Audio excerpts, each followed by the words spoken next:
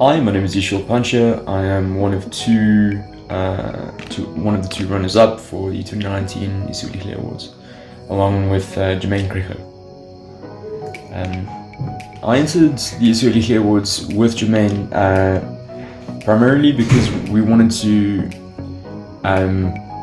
work on a story that was multimedia and in-depth, because often in daily news you don't feel that you can always bring the kind of context and depth to the stories that you're covering.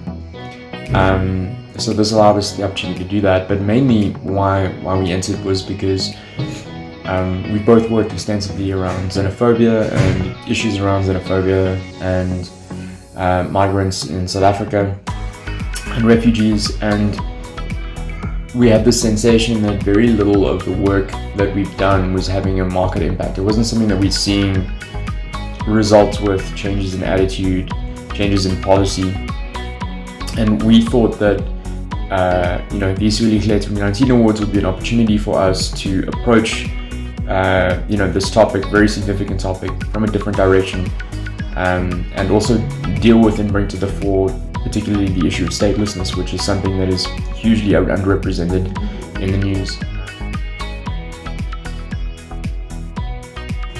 South Africa has an incredibly young population, with almost 40% of our people being under the age of 24. In Africa, this is the case as well. And by excluding these voices and by excluding the youth from our reporting, we exclude such a massive part of our future audiences, of our potential current audiences, and people who really rely on us to hold power to account, the most vulnerable of the most vulnerable. By including children's voices, we open opportunities for new, fresh, innovative solutions, especially about the problems and the issues that are affecting the youth.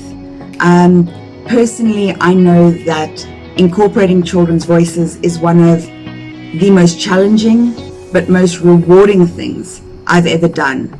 And as a professional, it's something I would suggest as an industry. It's something we need to do. And as a society, it's something that we owe our youth. If I had to give anyone tips about entering the competition for this year, for 2020, I would say try and plan your time as meticulously as possible. There isn't a lot of time. It might feel like it in the beginning, but you really don't have a lot of time. The second thing is keep your schedule clear. If you're able to budget, so when you apply for the award and if you receive the grant, you have all of that time to just dedicate purely to working on the story for the award. That's the way to do it. We, particularly myself, had other work commitments just to kind of keep a roof over their head and food on the table, and it's very difficult to kind of manage both of those things at the same time. So yeah, plan meticulously and dedicate your time exclusively to the award. So my first tip for anybody who's thinking about entering the Yeshiel Panchia Awards would really just be to do it. You won't regret it. We often feel that our beats or the type of content that we deal with doesn't really lend itself to including children's voices, and we're wrong. Whether your beat is politics or economics, whether you're an environmental or a science reporter, whether you look at lifestyle or at human interest, there's always an opportunity to involve children's voices. This competition is such an amazing way to make you think outside the box, to really get those creative juices flowing, and to find interesting ways to incorporate our future voices in the stories of today. Children's issues are fundamentally important for several reasons. It's funny that there's a child crying in the background. He's fine.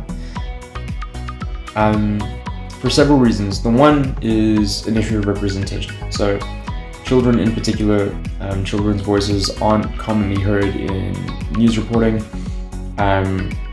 We also tend to think of news and the society and the world in general as something that like children participate in but aren't always a part of, and it's not really fair.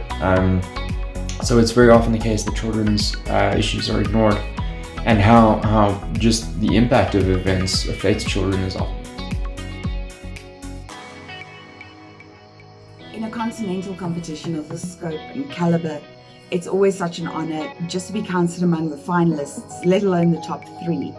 And while the industry acknowledgement and the actual prize and recognition is fantastic, I think the real prize in a competition like this is the networking and the relationships that we build, cross-boundary, cross-border relationships with other like-minded individuals who understand the importance of child-focused reporting for our country, for our region, and for our continent. So for me, the takeaway at the end of the day, as one of the winners, is really the relationships that I've made along the way, and the opportunities that offers going forward. The experience overall was pretty fantastic. I'm really glad that we entered the 319 awards, and very proud and very grateful that we came second, that we were the runners up. It was an absolute pleasure to work with Jamaine, and I learned a lot just from that process. As a photographer and videographer, I've recently just begun journalistic writing for the first time in many years, so this was an excellent introduction to that again.